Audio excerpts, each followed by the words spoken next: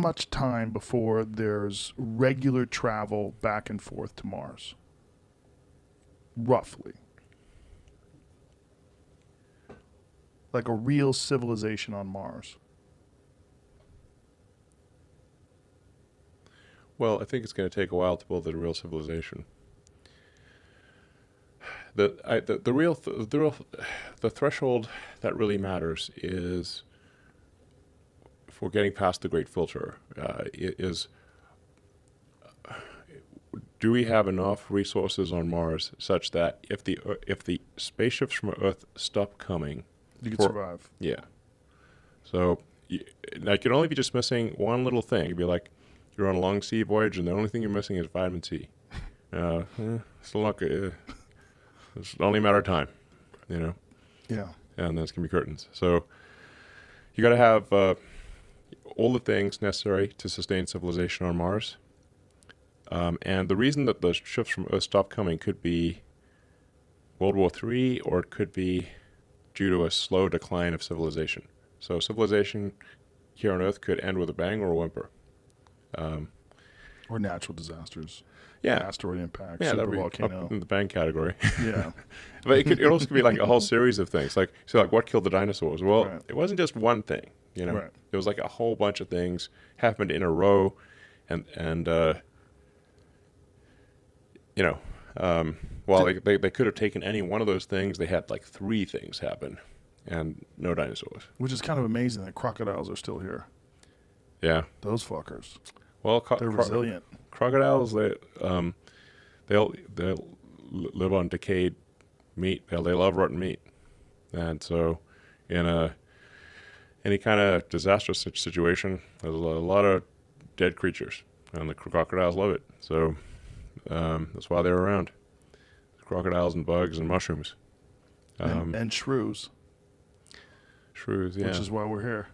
Yeah, exactly. Our great grandparents were shrews. What a strange thing. So, like, yeah, to come from. So there's hope. There's hope for all you rodents out there. Yeah. One day you can go to Mars. Just keep doing your homework. Absolutely. So there'll be you say the great filter. What did you mean by that? Well, so there's something called like the Fermi Paradox of like where are the aliens? Yeah. So, you know, where are the aliens? I think it was Carl Sagan that said, like, if there either are a lot of aliens or none, and they're equally terrifying. If there are a lot of aliens, well, I mean, the invasion ship slash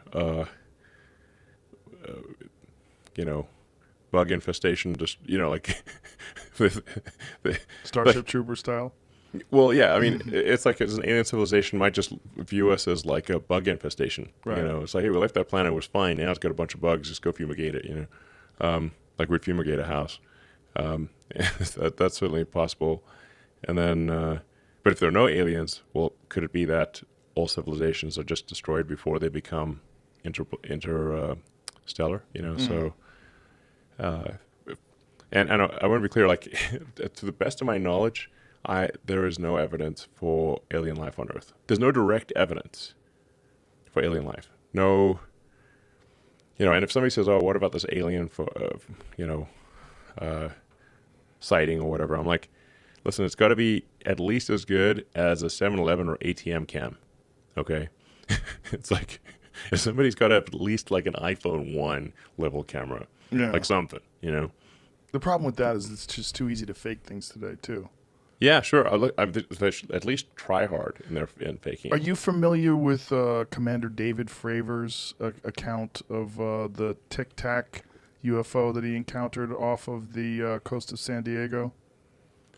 Lex Friedman? Yeah. Lex Friedman interviewed him on his podcast, and I interviewed him as well. And if you ever get a chance to listen to Lex's conversation with him, it's really excellent. But this guy is a naval fighter pilot, and he talked about this thing that they tracked on radar that went from more than 60,000 feet above sea level to 1 foot in less than a second, shaped like a Tic Tac, no visible sign of propulsion, blocked radar, actively jammed their tracking systems, and then went to their predetermined point that they were supposed to, that the fighter jet was supposed to scramble to, went to it 30 miles away in, a couple seconds. Like, they have no idea how it did it. They don't know what it is. Okay. And these guys that were working for the Navy off the coast said they had encountered them several times. They didn't know what they were. They didn't know what to do. Well, do they have they a just did photo nothing. or something? I mean, They do. They have video of it. Okay. They have video of it. They have, there's, you ever see the New York Times article that came out in 2017 about this stuff? I don't know. Yeah, there was a New York Times article in 2017 that was detailing this, and there's a couple other different sightings that were very similar. They were trying to figure out what these things were and why, and it was also in the COVID relief package that the CIA was supposed to release. Yeah, the politicians are trying to figure out what all this shit is, and so they tried to get them to release all the information they have within 180 days. Honestly, I think I would know if there were aliens. I would hope so. That's why I'm asking you. No, I'd be jumping on that. Be like, you should watch that conversation with Lex. It's Sure. like, here's the thing. Do you think that they would want us to know? Or do you think they would just be observing and making sure we don't blow ourselves up? Would I don't know, if you man. were an They're alien real. civilization? They sure are subtle. I mean, if they wanted us to know, obviously they could just, For sure. show up and walk down Main Street, Right. like, hey, I'm an alien, check me out, Right. Here's my spaceship, and just land in the middle of Times Square. I'll be like, Right. okay. Or hover over downtown LA. Yeah. Yeah. We were like, okay, we believe you. Yeah. So whatever they are very subtle, these aliens. How often do you think about it? None, zero. Zero? Even though you're thinking about interplanetary travel, you don't really think about aliens. No, I mean, if they show up, I'm like, great, okay, now this is new information. But we... well, What an interesting way of putting it. This is new information. This is new information. Like, where were you guys up till now? Yeah.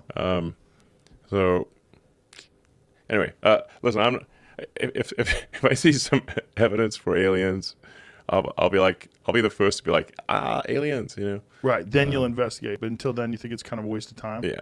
Yeah. It definitely seems like a waste of time if nothing's happened so far. You think about all the people that have been researching aliens for their whole life, and they have very little to show for it. Well, there's... Other than cool stories. Yeah. I mean, we have archaeologists going all over the world looking at things, where there's this people...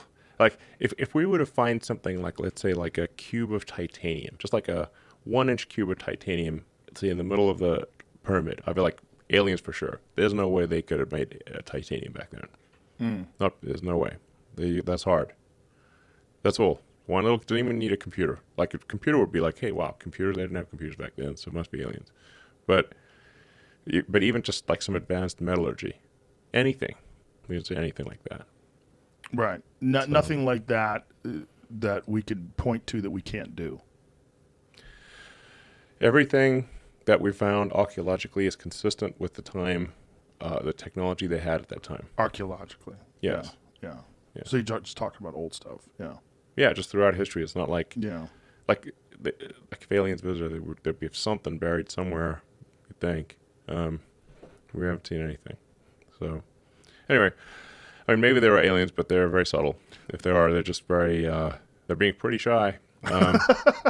So, as far as we can tell, there's none. So, nor are we seeing signals from any other solar system or anything like that. So, now, and the thing is that on a galactic timescale, even with sublight travel, you could absolutely colonize the whole galaxy, even some of the neighboring galaxies. So if you said 1 million years with and say there's no new physics, could you colonize the galaxy in 1 million years? Absolutely, the entire galaxy. So you would start with Mars, build bases on Mars, then use Mars to jump off to all these other planets, set up places there, and over thousands of years easily. Just kind of like, So hop from one solar system to the next, and that it seems like that's imperative. Like that has to happen if the human civilization is going to survive, because our planet is just we're too subject to natural disasters and our own folly, and if the species is going to survive, we kind of have to escape. It's mostly about the species. I mean, there've been some real doozies of massive meteors and super volcanoes, and the continents moved all over the place, and Earth's been a snowball and super hot. If you read like the geological history of Earth, it's like very long and complicated. So, and then there've been so many extinction events, not like just a few. I mean, the Permian extinction event, that was a real rough one, where it's like well over 90% of all species died out. And that doesn't tell the whole story, because a huge chunk of the remaining species were fungi and like sponges and stuff like that. Like are you a sponge? Okay, you're probably doing okay. They're still around. Are you a mushroom? Do you like being in the dark and feasting on dead plant and animal matter? Okay, but if you're like a human, you're screwed.